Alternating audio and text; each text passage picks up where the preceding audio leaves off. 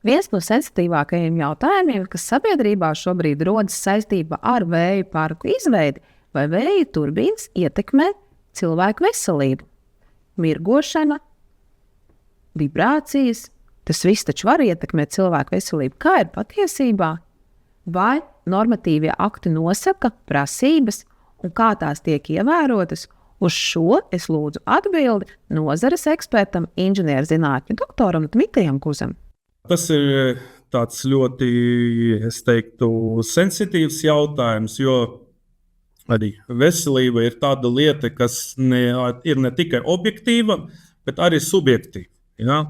Ko tas nozīmē, ka ja cilvēks jūtās slikti, dažreiz ārsts nevar noteikt diagnozi un uzrakstīt to uz lapiņas, tad formalizēt to, bet cilvēkam tāpat ir slikti. Ja? Tas ir viens. Otrs ir, ka ir vesels lērums ar normatīviem aktiem, kas mūsu teritorija, mūsu zemē, mūsu valstī nosaka, kā ir jābūt tā, lai cilvēkiem nebūtu slikti. Ja? Tie normatīvie akti attiecās gan uz trokšņa līmeni, gan uz mirkošanas intensitāti un tā tālāk. Un atkal, šī IVN procesa ietvaros mums ir jāpierāda, ka tā mūsu plānota darbība, viņa nerāda tādus apstākļus, kas iziet ārā no esošiem normatīviem aktiem. Un dažreiz pat tiek pielietot nevis mūsu Latvijas normatīvi akti, bet kaut kāda Eiropas normatīvi akti, kas ir vēl ar lielākām prasībām. Ar lielākām prasībām, tieši tā. Tā kā to arī mēs darām, vai mūsu konsultanti tieši veic tāds izpētes un aprēķins, piemēram, par to pašu troksni.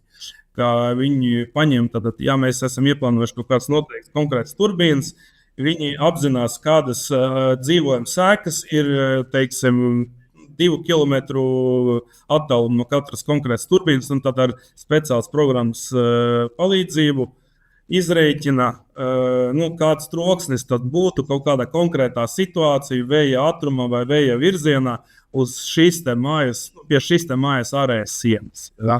Un ja šīs te trokšņa līmenis pārsniedz to atļauto līmeni, un tad mums kaut ko ir jādomā. Vai mums ir jāpārvieto turbīna, vai mums jāizdomā kaut kādi, izolācijas pasākumi mājai, vai, protams, īpašnieks tam vispār piekritīs. Ja?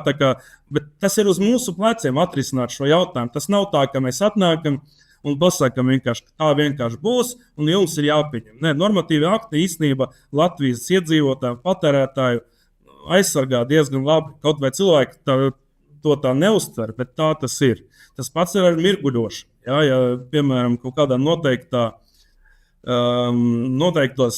meteoroloģiskos apstākļos, tad saules leņķis un mākoņainība, piemēram, kaut kādai mājai vai konkrētam logam ir mirguļošana vairāk par 30 minūtēm kaut kādā konkrētā dienā, tad mums ir arī jāveic kaut kāds pasākums tā, lai tā mirguļošana nebūtu vairāk par to pusstundu diennakti. Ja, vai sliktāk gadījumā vienkārši turbīna apstādina. Atkal, tas viss ir uz mūsu pleciem. Mums tad tas projekts ir jāplāno tā, ka mums ir risks, ka mums nāksies tur kaut kādu turbīnu apstādināt kaut kādos noteiktos apstākļos. Ja. Atkal, tas pats, ka ir kaut kādi noteikumi un robežas, kas nodrošina jebkuram Latvijas iedzīvotājiem šis pamattiesības, es noteikti teiktu tā. Ja.